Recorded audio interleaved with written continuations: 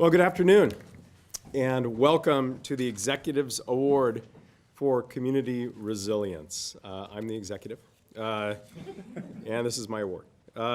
Since we're gathered here at the Phinney Ridge Community Center, I imagine you are all on the edge of your seat wondering who is going to be this year's winner.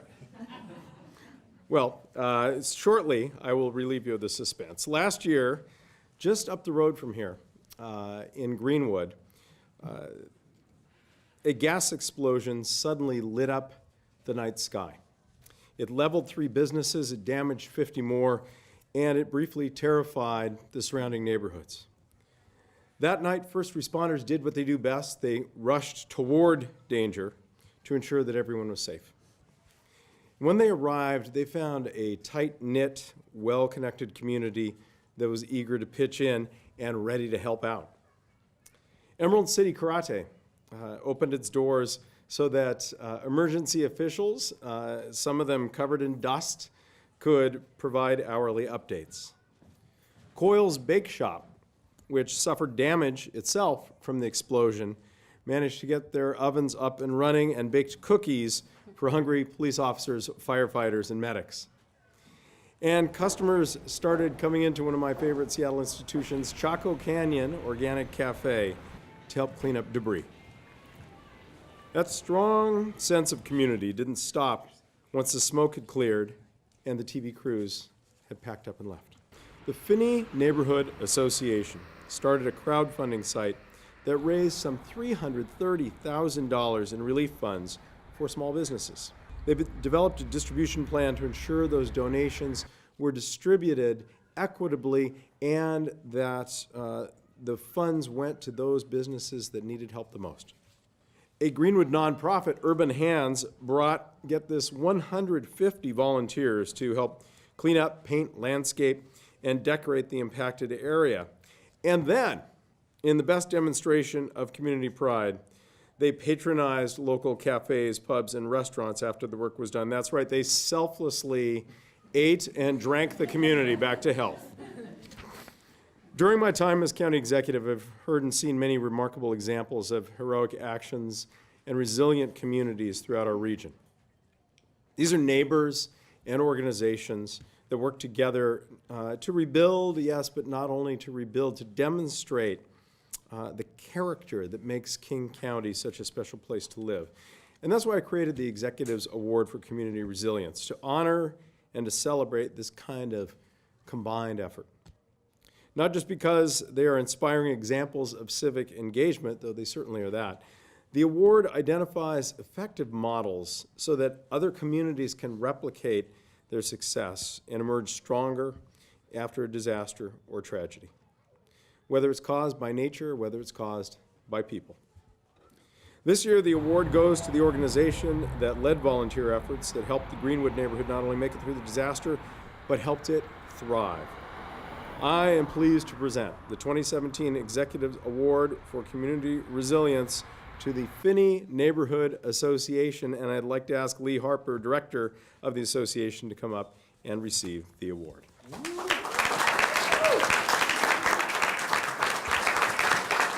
we go.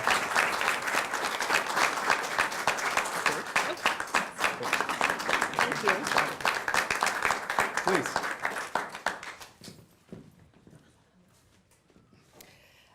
Thank you all for coming today.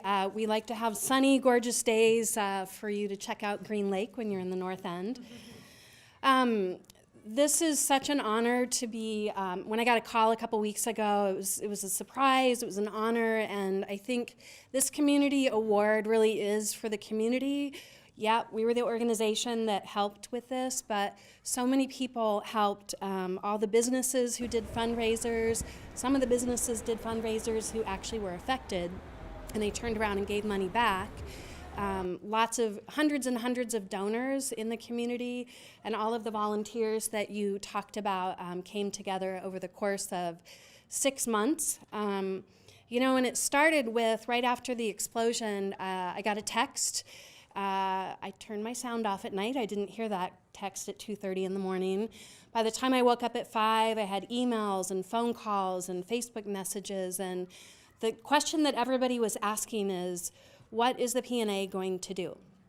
And in my head, I said, I have no idea what we're going to do.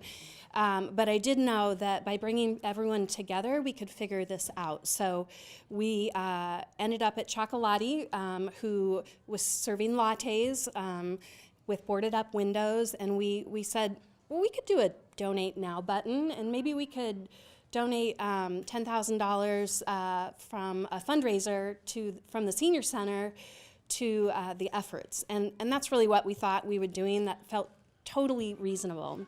And then I got back to work, and it was just a madhouse here. Ruthie, who works in our front office, it was like triaging calls and people, and we couldn't keep up. And we quickly realized, oh, this is not just a donate now button, this is much, much more. So we immediately started working with the city, Department of Neighborhoods, Office of Economic Development, and partnered together. We called the Red Cross, figured out how do we give away these emergency funds.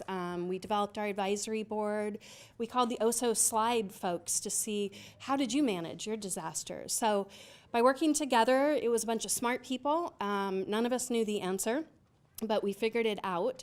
I do have to say, the one quote that ended up in the newspaper, one of them said, because I did say this to the reporter, I need to learn these things. I said, we don't know what we're doing. And that's the quote that ended up in the paper. It's an award-winning quote. Totally. I was completely mortified, and then I'm like, you know what, we really don't, but we're gonna figure it out, and we did. And what the awesome thing is later in the year, when there was a disaster up in Bothell, their main street burned down.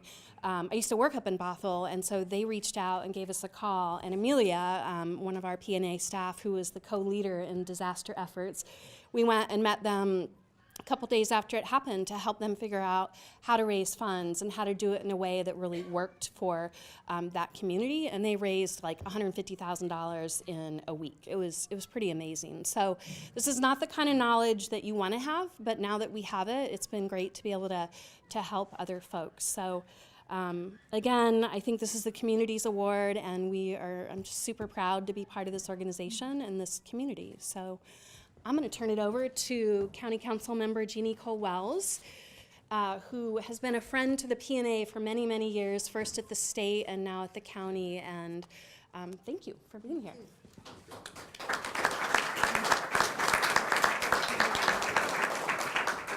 Thank you, and I'm really delighted to be here. I thank our executive, Constantine, for providing this wonderful award to the Greenwood community.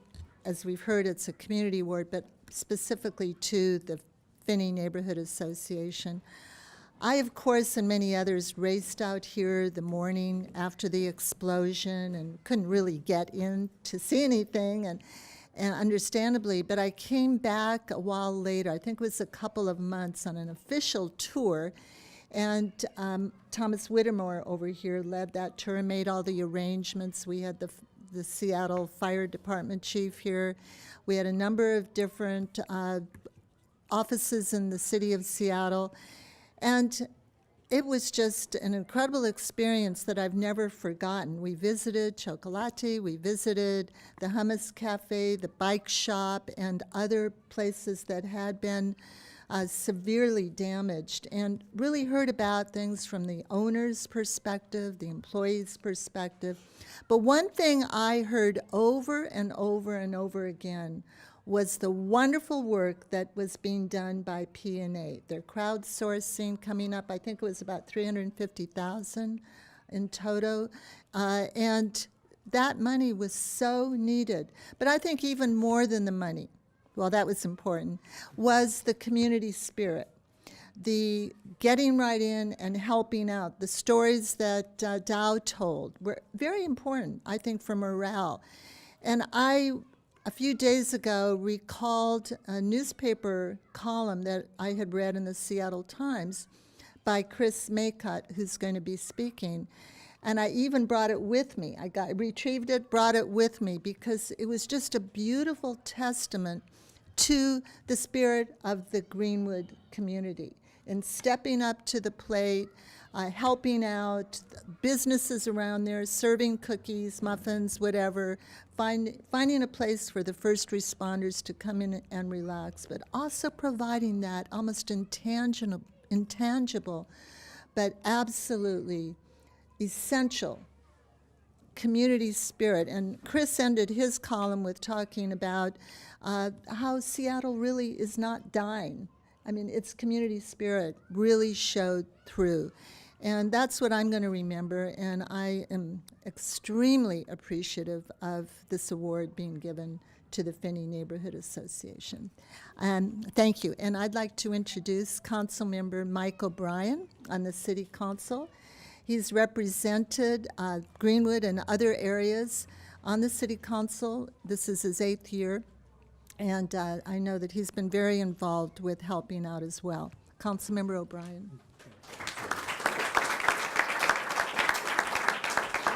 Like so many others, I got that call on the morning of the 9th and was out here. And when I saw what was happening, and you see the pictures over here, it was just shock set in on me, and I was kind of numb to what happened. I was in shock that, frankly, with an explosion of that magnitude, frankly, that nearly a dozen firefighters had some injuries, but none of them were serious, but that no one had a serious injury or there were no fatalities. Really feel blessed that that didn't happen. But then shocked that this whole community went to bed on the 8th and woke up on the morning of the 9th to a completely new reality. Whether you were a business owner or an employee working in one of those businesses that was completely gone, or there was just partially damaged that looked like, from my eyes, that, a few little window repairs and we'll be back and running. And to find out months later that it was hundreds of thousands of dollars for so many businesses to get back on their street. And the bureaucracy of working through claims processes with insurance companies, all the while you're running a small business that's keeping you full-time busy and focused. I remember that on the night of the 10th, just the day after the explosion, already Naked City Brewery was hosting a fundraiser, and the community came together and raised thousands of dollars in that one night and drank a lot of donated beer, which was really great. But at the center of all this, this community, was the Phinney Neighborhood Association and the amazing work that they do. And I think today about where this community is, and it's still in the recovery process for sure, but so much better off than if it were a community that didn't have a resource like PNA. And I think I wanted to say how lucky this community is to have PNA. And certainly they're blessed, but it's also not luck, because PNA is a creature of this community. It was created by community members, not to react necessarily to gas explosions when a gas company neglected to pull out an abandoned line, but to be here to strengthen the community and to talk to folks at PNA and watch their response when they transitioned. As Lee said, it was going to be just a donate button. But what ended up happening was, I know this was not part of your strategic plan at the beginning of last year that we were going to figure out what to do. And so all the personnel that had a full work schedule of things that were going to happen last year had to completely be scrapped and redirected, because what the community needed at this moment was this response effort, not what was in the plans. And that, as someone who's been part of volunteer organizations before, I know how distressful that can be when you have to change on a dime. But watching how gracefully PNA did it, how quickly they became, you may not have known at the beginning, but you became the local expert on this work, and are now a resource for other communities. And I would like to see a city, a region, where every community has an organization like PNA. And as those organizations come up, they're going to tap into your expertise. So hang on to that as long as you can. All right. I wanted to also say that through this process, last year I came together with some of the businesses who were still struggling to get their claims settled, to get back on their feet. Some that were forced to be shut down months later, some that were still in operation but were struggling to pay the bills. And worked with Puget Sound Energy to really hold them accountable, and they stepped up their game. PNA had a powerful role to play in that. But Representative Noel Frame also had an amazing role. And it's great when you're looking at the city level to have a champion down in Olympia, a champion who happens to live just a few blocks from here and experienced it, to help navigate that bureaucracy that I know so little about and help us make some improvements too. So hopefully this doesn't happen again, and if it does, we'll be better prepared to respond. Noel Frame.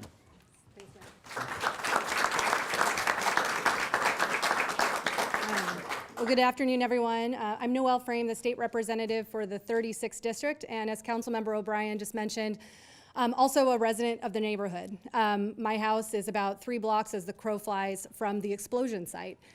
Like Lee, I turn off notifications at night, and when I woke up that morning and I was in Olympia, representing this neighborhood in the state legislature, I too turned on Facebook and started to see all the notifications from the neighbors, the concerns. People thought there was a bomb, an earthquake, they weren't sure what happened.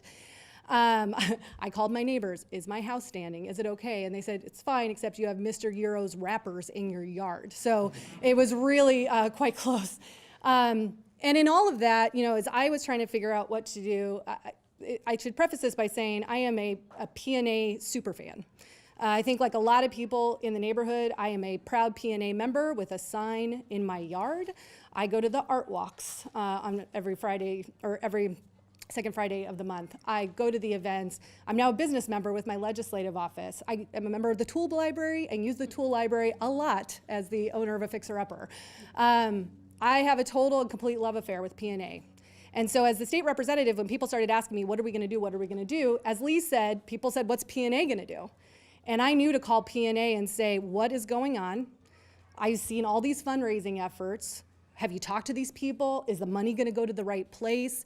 And in working with P&A, I felt comfortable as an elected official promoting fundraising efforts, knowing that the money was going to go in the right place. That was really important to me to know that we were getting the money to the right place if I was gonna promote it. I have to say in all of this, P&A's work on building this community did not stop last March, and it didn't even stop at the end of last year. Through some other work I'm doing with P&A, I know firsthand that this really a tragedy that luckily was not human tragedy in the sense that we did not have deaths or major injuries, but it was a tragedy to this neighborhood, and it could have really been the downfall of the neighborhood. And instead, P&A has been there and really helped bolster and connect businesses. Businesses are recovering. For those of us in the neighborhood, we saw the art go up on the plywood that went over the windows right away. That community building activity, it's actually made this neighborhood and the businesses in it even stronger. And I know that. We've been talking to businesses and they said, you know, we really came together after the explosion and we got to know each other and we support each other and we want that to continue. And P&A is the group that is facilitating making that happen. And I think that's a real lesson in resiliency and emergency management planning, having an established community group that is trusted by neighbors, by businesses, by elected officials. That is a good planning strategy for disaster, however it happens. We had a trusted source to go to and thrilled to have them around. I also want to thank the spirit of the businesses. As Councilmember O'Brien mentioned, we worked together at the state. We actually found out through this process that there really is no mechanism to help small businesses in a case like this, where it takes a while to sort everything out. Insurance claims are not paid in a timely fashion because there is not a determination of fault yet. We have no safety net for small businesses in that time period, and that's part of what we work together to come up with legislation that we're still pursuing. But I want to thank the businesses as well who know full well that's probably not going to benefit them, but out of their own selflessness and wanting to make sure that no community ever has to experience this, are working with me and others to promote that. And a person that's been involved with the Office of Economic Development at the city, working with those businesses, helping them to recover, is AJ Cari, and he's going to speak next. AJ.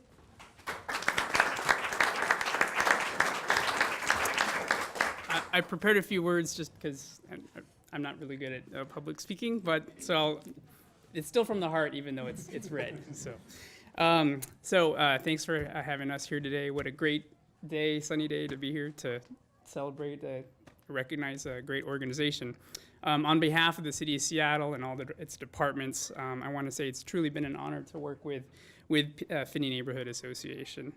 We were all thrown together unexpectedly into the chaos of recovery, but despite the terrible circumstances, it was an opportunity and privilege to work with this organization and the community that they serve. My focus with them was to work closely with the ever-smiling and ever-ready Amelia Jones on their staff, the good people from Department of Neighborhoods, Emergency Operations Center, and various other city departments and agencies, public agencies.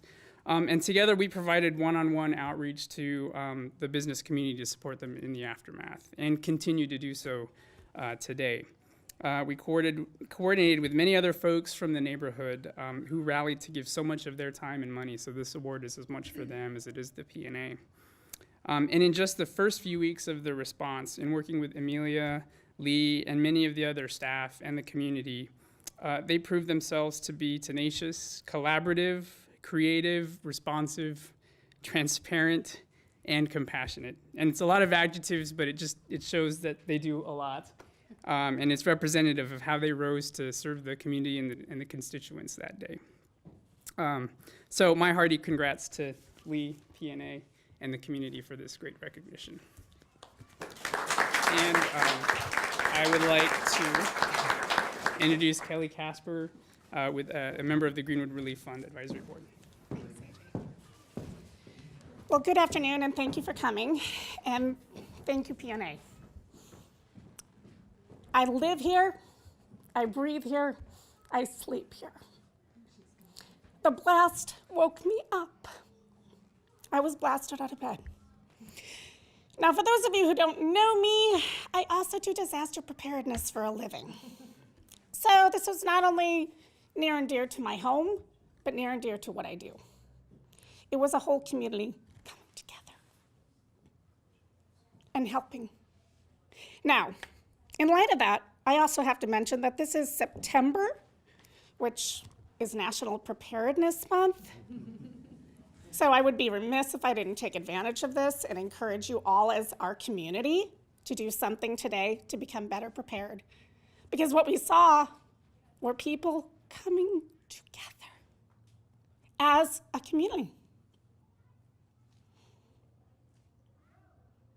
This was a huge event for a small area. We have the potential to have a huge event for a huge area. Let's learn from what went well here, and as a community, get prepared for the next interruption, because it will happen. And it could be happening when you're asleep.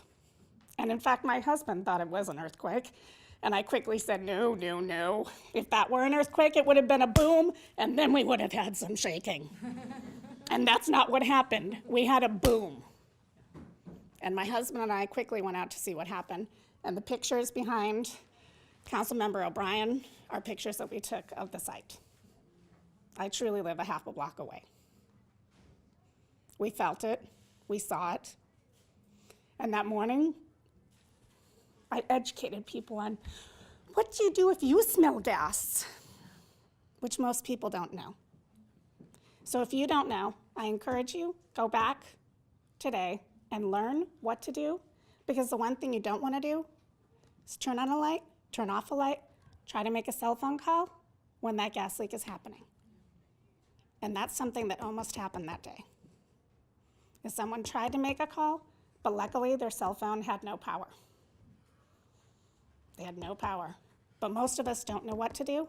So as a community, I encourage you, learn what to do so that you too can be there for your community. Thank you, P&A.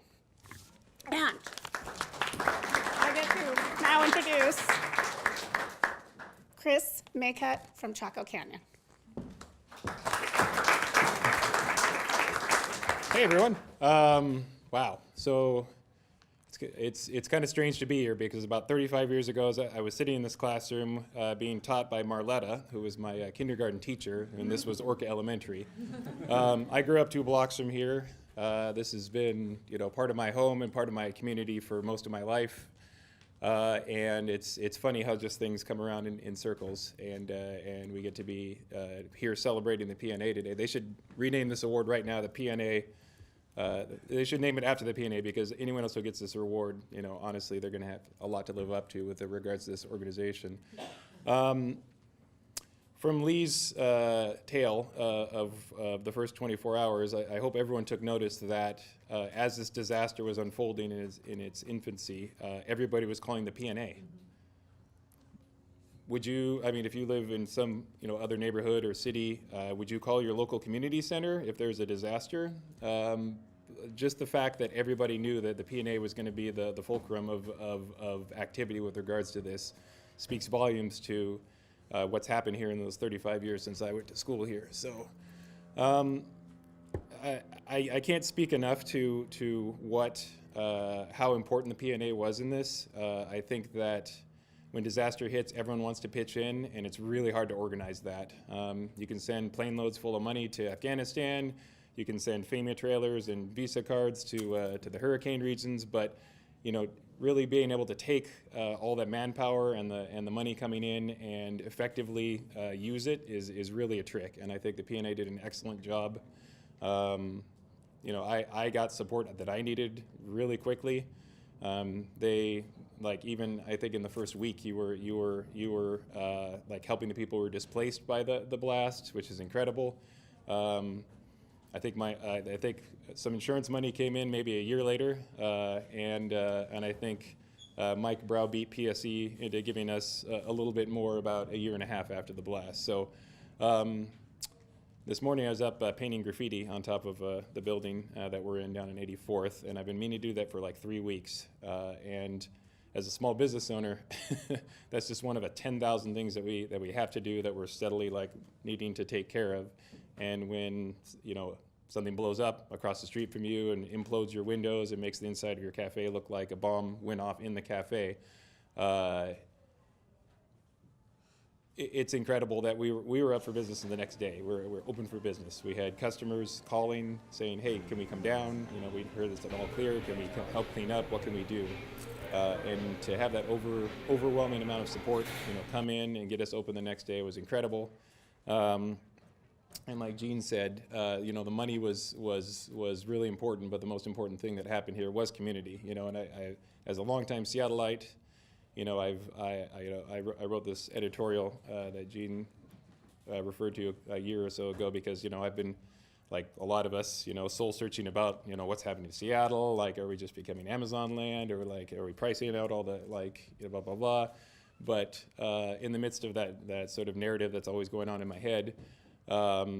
It was amazing to see that the true soul of a neighborhood, a community in Seattle, are still very readily apparent and alive here in my community. So, big thanks to the P&A. Congratulations, you guys are an amazing organization. So no one deserves us more than you.